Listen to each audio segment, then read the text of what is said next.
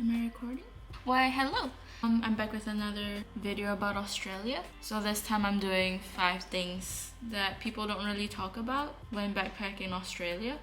Don't mind me looking at the side because that's where I have my little notes or whatnot. Because I got a memory of a fish.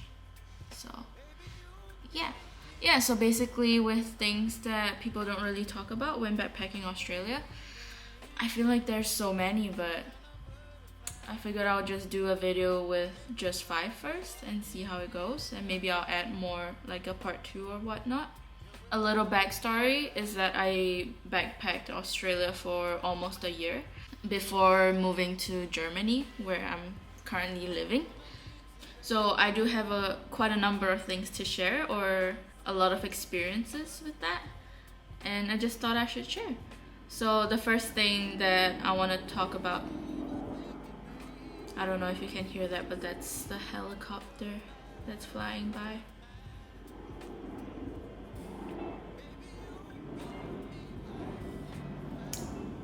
Meanwhile,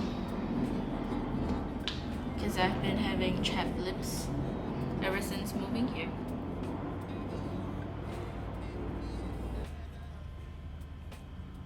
You gotta keep them hydrated. But yeah, number 1, homesick. So it's one of the biggest things that I feel like people don't really talk about, especially if you're really close to your family or friends back home, or even for someone that has never been away from home for that long, even for like weekend trips or anything. It can be quite, how do you say it, shocking, I guess, since you're so used to having friends and family around, and all of a sudden you're maybe on the other side of the earth or anything, all alone, and you don't have anyone that you know over there. Or maybe you went with friends, I don't know, but at least for myself, I went alone. So not having any friends or family around, and it's a totally new environment. I feel like it's really common or normal to feel homesick, but yet not a lot of people talk about it.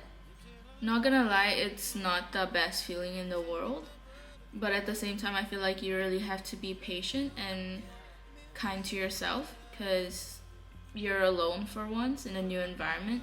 You've gone through a lot. It takes a lot of courage to move across the world or somewhere to a whole completely different country that you've never been to, or do things that you've never done.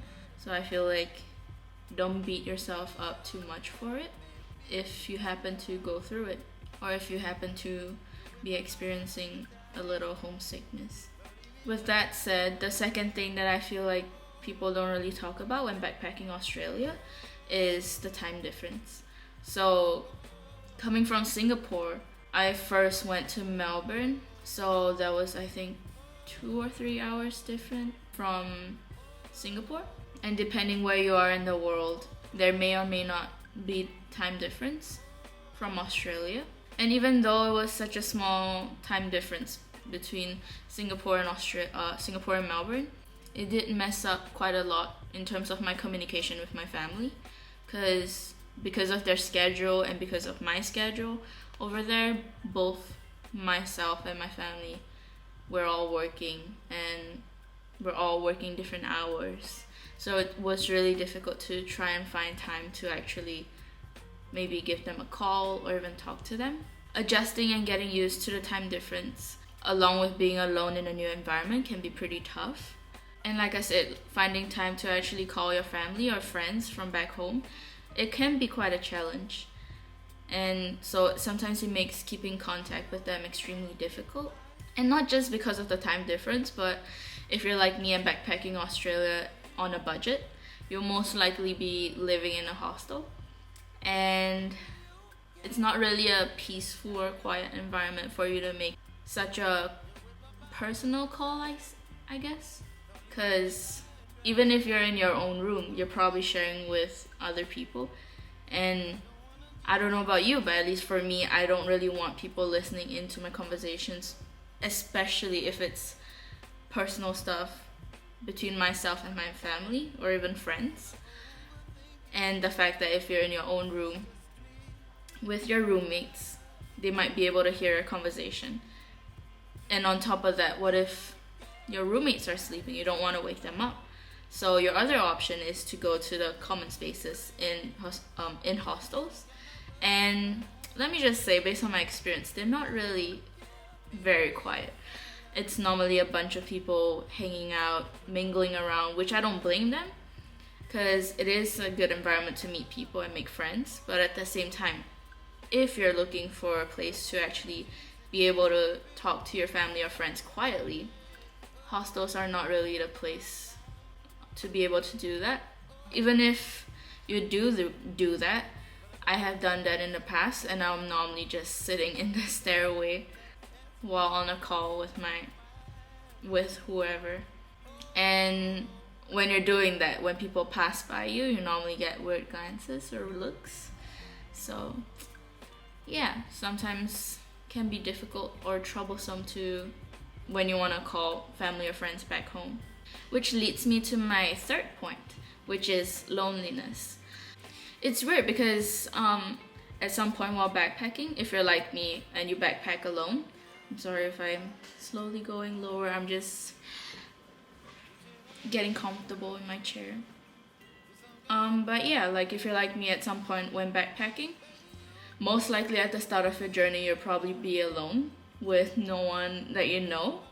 So especially being in a hostel, you're not physically alone since you have roommates and there's always people around in the hostel. So you're not really alone, but yet you still tend to feel really lonely. And if you're an introvert like me that struggle to talk with people, let alone make friends, feeling lonely at times can really get to you. And also it doesn't help that when I do manage to talk to people and make some friends, most of the time, like I mentioned in my previous video, what I learned backpacking in Australia, I don't really tend to enjoy the same things that they do, because pretty much 90%, or if not all, of the people I met in Australia, they enjoy drinking, partying, and going to the clubs on weekends and whatnot. Whereas for me, I'm pretty much on the complete end of the spectrum. I enjoy strolls in the parks, reading books, and it's really difficult for me to click and connect with people that are backpacking. And because of that, after a while, your relationship with the person starts to get more distant since you guys don't really have anything in common. And also because when they start making friends or new friends, they'll start hanging out with them more and more, especially if they have the same common interests in terms of what they like to do in their free time, like clubbing, drinking, or whatnot. And before you know it, you're alone again. It's not a very nice feeling. You'll be surprised how many times it happened to me. And even though you do start to get used to it after a while, it's never nice to feel that way. And a part of you just can't help but feel a little lonely because of that. And moving on to number 4, which is losing out back home or losing out on things back home. So within my time in Australia, I missed family birthdays, Christmas, and a ton of other events or activities. At least for me, as much as I enjoy being overseas and experiencing something new for the first time, and as exciting as that is, a part of me can't help but feel sad that I missed such events back home because of my decision to go overseas.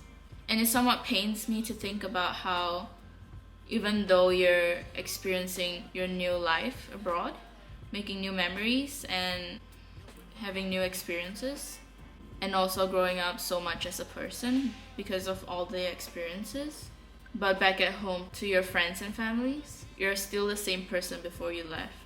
You're still the same 20-year-old or 18-year-old that didn't really know how to cook, didn't know how to do your laundry, but just wanted to have some fun overseas. And it really hits home when you realize that you changed a lot within the couple months or even years that you spend overseas backpacking.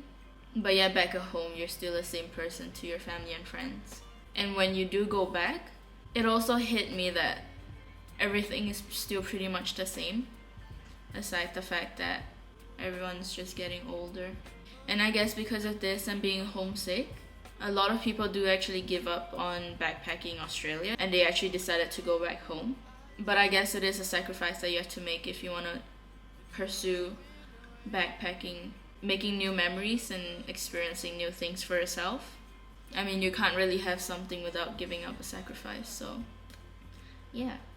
And now to my fifth and last point. It's not all rainbows and sunshine, especially if you're comparing to social media, because social media only shows the highlights when traveling. And I know that that's probably what everyone says online, but there is a difference between knowing and understanding, especially when you're on a working holiday. Let's say you do make friends and you follow them on social media. Most people only show the highlights of their working holiday visa and not actually the working part of it. They only show the holiday part. But realistically, more than half the time, people are most likely working to save up for their holiday part of the visa.